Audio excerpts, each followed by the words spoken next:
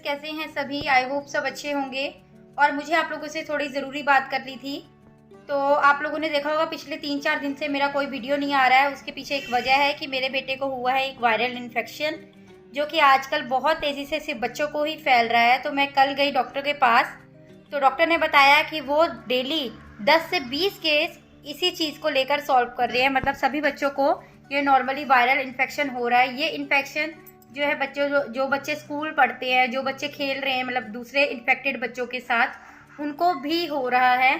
तो मतलब कि एक तरह से कह सकते हो कि अगर इन्फेक्टेड बच्चे के साथ हमारा बच्चा रहेगा तो हमारा बच्चा भी बीमार हो सकता है। ये इन्फेक्शन कैसे होते हैं? एक दाने होते हैं छोटे छोटे, जैसा कि मैंने परसों मॉर्निंग में देखा अपने बच्चे के हाथ में सिर्फ 3 दाने थे, वो भी छोटे छोटे थे।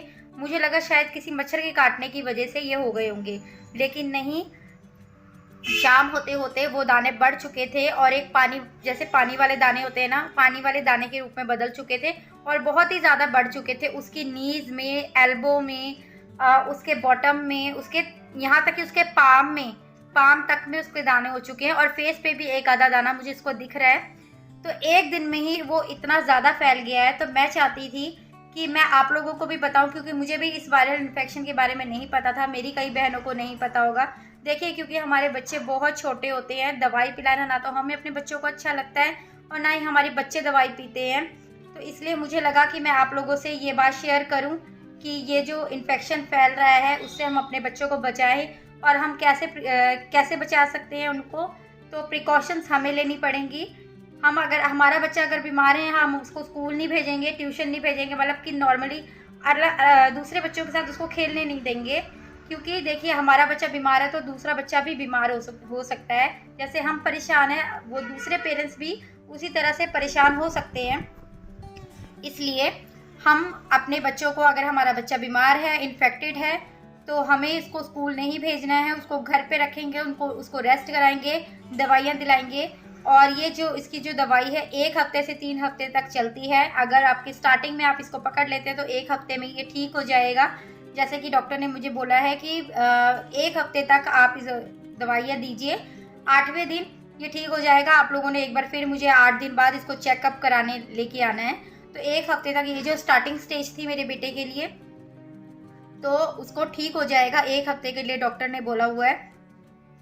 तो मैं ये चाहती थी, एक छोटे छोटे दाने होते हैं, अगर फोटो मिलेगी तो मैं लगा दूंगी। वैसे मैं श्योर नहीं हूँ कि फोटो है कि नहीं। एक बार फोटो तो ली थी हमने, जब हमने उसके दाने देखे ना, जब शाम को ज़्यादा दाने हो गए थे तो हम घबरा गए थे एक बार।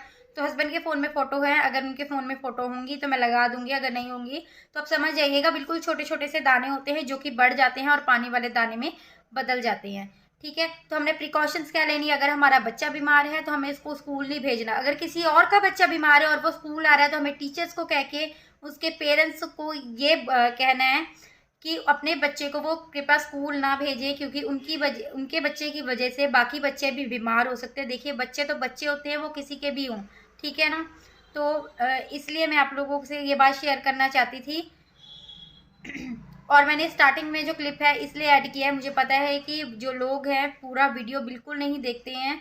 ठीक है, अगर मैं लास्ट में इस क्लिप को ऐड करती, मैं व्यू के लिए ये वीडियो नहीं डाल रही हूँ। अगर मुझे व्यू के लिए डालना होता मैं इस क्लिप को सबसे लास्ट में ऐड कर देती। इसलिए मैं स्टार्टिंग में ही ये क्लिप जो है ऐड कर रही हूँ, ताकि आप लोग इस क्लिप को देखें और अपने बच्चों को बचा सके। और मेरा बेटा अब, मतलब कल दवाई लेके आई थी और आज उसको आराम है। ऐसा नहीं है कि ये बहुत ही खतरनाक बीमारी, खतरनाक तो नहीं है, लेकिन बहुत ही बुरे बुरे से दाने निकल जाते हैं जो कि देखने में बिल्कुल भी अच्छे नहीं लगते हैं। तो इसलिए मैं आप लोगों को बता रही हूँ कि आप लोग भी अपने बच्चों का ध्यान रखिए।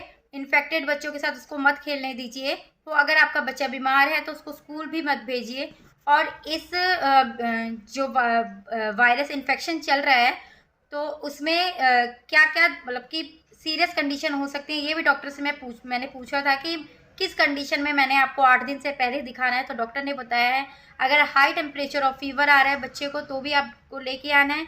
अगर बच्चा बहुत ही ज़्यादा एक दिन में 3 से ज़्यादा वॉमिटिंग कर रहा है तो भी आपको बच्चे को लेके आना है। लूज मोशन लग गए हैं बच्चे को, अपने तब भी लेके आना है बच्चे को। अगर बच्चे को डायरिया की प्रॉब्लम हो रही है तो भी आपको बच्चे को दिखाना है। तो ये इसके सीरियस कंडीशंस हो सकती हैं। तो इसलिए मैं आप लोगों से शेयर करना चाहती थी कि अगर आपके बच्चों में भी ये लक्षण पाए जा रहे हैं तो प्लीज़ आप अपने बच्चों का ध्यान रखिए।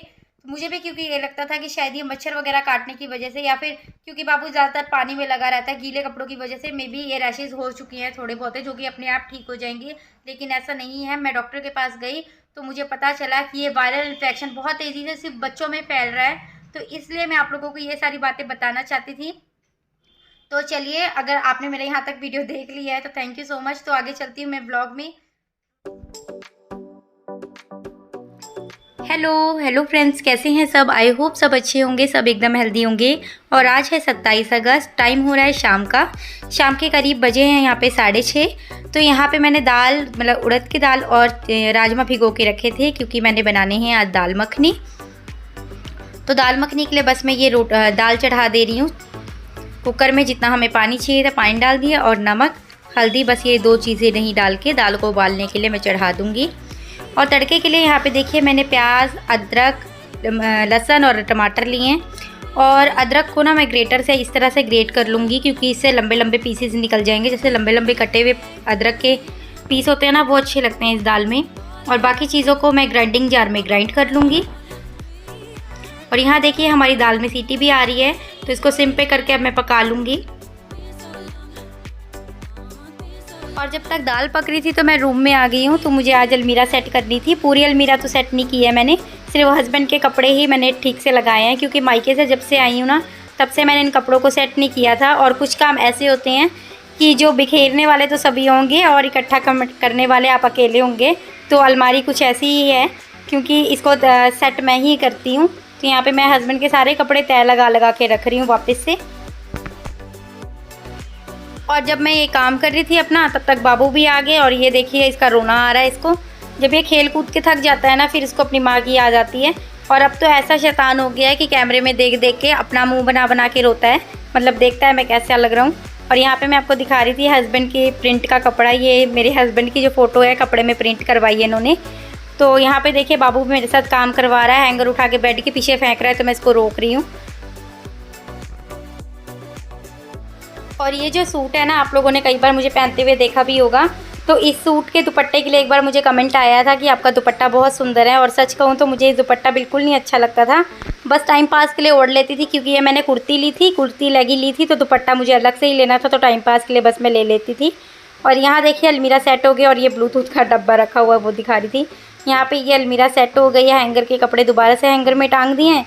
और यहाँ पर कपड़े सेट हो गए हैं। और यहाँ पर आपको गुल्लक दिखाई दे रही होगी साथ में, तो ये बाबू की है। मतलब बाबू को जो भी पैसे वगैरह कोई भी देता है ना, तो मैं इसमें डाल देती हूँ। मतलब वो गाना है ना, मम्मी मेरी मम्मी रे, बचपन का पैसा मेरा भूल नहीं जाना। तो बाबू कभी ये नहीं कह सकता कि मम्मी बचपन का पैसा भूल गई मेरा, क्योंकि मैं बाबू का सेव करके रखी हूँ। और यहाँ पे मैं किचन में आ गई हूँ। अब तैयारी कर लेती हूँ तड़के के लिए। तड़के के लिए मैंने तेज पत्ता, इलायची, तेल गर्म हो गया था तो डाल दिया है मैंने। अब अदरक जो काट के रखे थे लंबे लंबे वो डाल दिए हैं मैंने। और साथ में मैं तवे पे ना कसूरी मेथी भी थोड़ी सी भून ले रही हूँ, क्योंकि ये सिलाब जाती हैं थोड़ी थोड़ी पड़ी पड़ी। तो यहाँ पे जो पेस्ट बना के रखे थे प्याज, लहसुन, मिर्च का, तो वो भी मैंने डाल दिया इसमें। और यहाँ पे मैंने एक टमाटर लिया है। टमाटर के ना मैंने बीज निकाल के यूज़ किए थे, क्योंकि मैंने आप लोगों को बताया ना कि हमारे पापा जी टमाटर नहीं खाते। तो एक ही टमाटर, उसके भी बीज निकाल के थोड़ा सा ले लिया था। और मसाला ना आपको थोड़ा ही दिख रहा होगा, क्योंकि मैं इस दाल में ना बहुत ही कम, मतलब प्याज लहसुन वगैरह बहुत कम डालती हूँ, अदरक सबसे ज़्यादा डालती हूँ। तो यहाँ पे जो हल्दी, थोड़ी सी हल्दी मैंने और गरम मसाला घोल के कढ़ाई में डाल दिया। हल्दी थोड़ी डाली है क्योंकि मैंने तड़के में भी डाली थी।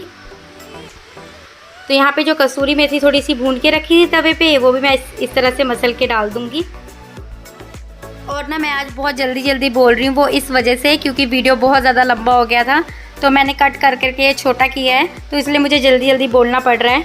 और यहाँ पे देखिए बाबू काम करते करते आ गया है, तो यहाँ पे बाबू को टांग के मैं काम कर रही हूँ। तो तड़का हमारा अच्छी तरह से भुन चुका था, तो मैंने ये जो दाल उबली हुई रखी थी वो डाल दी है कढ़ाई में, और आधा ग्लास दूध डाल दिया है, क्योंकि हमारी दाल मखनी है तो दूध मलाई तो देखिए पड़ेगा ही इसमें। तो यहाँ पे दूध डाल के एक बॉईल आ गया था, तो एक थद्दा मैंने रखवा लिया है ढक के दाल को। और ये मेरी फ्रेश मलाई है आज की, तो 2 चम्मच मैं इसमें मलाई भी डाल दूँगी।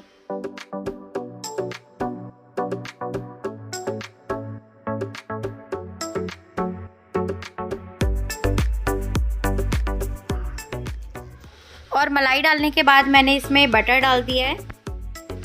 और यहाँ देखिए बाबू का चल रहा है डांस। मैं आप लोगों को दिखा रही थी। गाना तो मैंने म्यूट कर दिया है क्योंकि कॉपीराइट आ जाता। तो यहाँ पे बाबू का देखिए कैसा डांस चल रहा है, कमर पे हाथ रख के डांस करना पता नहीं कहाँ से सीख गया है। तो ये कर रहा है यहाँ पे डांस। तो यहाँ देखिए मैं फिर से आ गई हूँ किचन में। तो दाल में फाइनल वाला तड़का देना था। तो तड़के के लिए मैंने 2 साबुत लाल मिर्च और थोड़ी सी काश्मीरी लाल मिर्च तेल में इस तरह से भून के तो डाल दिया दाल में। और दाल हमारी बिल्कुल रेडी है खाने के लिए। तो आ जाइए आप लोग भी। तो दाल बन गई थी तो मैं यहाँ पे बना ले रही हूँ रोटी। रोटी मैंने सिर्फ बाबू की बनाई है क्योंकि हम सबकी तंदूरी रोटियाँ बनेंगी और बाबू तंदूरी रोटी खाता नहीं है। तो बाबू की ये तवे वाली रोटी ही मैंने बना ली है। तो मैं बाबू को सबसे पहले दे देती हूँ खाना क्योंकि बाबू जल्दी खा लेता है ना, फिर बच्चे का घूमते खेलते कूदते ना पच जाता है खाना। तो यहाँ पे मैंने कुकर चढ़ा लिया है। कुकर उल्टा करके आप लोगों को पता ही होगा कि मैं तंदूरी रोटियाँ इसी में बनाती हूँ। अपनी जो काम चलाऊ जो तंदूरी रोटियाँ होती हैं इसी में बना लेती हूँ। तो रोटी बेल के ये कसूरी मेथी मैंने इसके ऊपर थोड़ी सी डाल के इसको सेट कर लिया है। और थोड़ा सा एक साइड में पानी लगा के तो पानी वाली साइड कुकर में चिपका दूंगी क्योंकि मुझे 2-3 बार लोगों ने कहा कि हम कई बार बनाने ही चाहते थे मतलब रोटी को इस तरह से, लेकिन हमारी कुकर में रोटियां बनी नहीं। मेरी मम्मी ने ही मुझे एक बार बोल दिया कि मेरी रोटियां कुकर में बनी नहीं।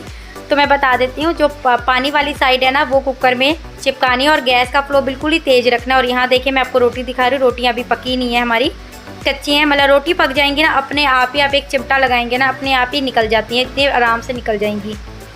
तो यहाँ देखिए बस एक चिमटा ही लगाया है मैंने और आराम से ये रोटी बनके मेरी तैयार हो गई है।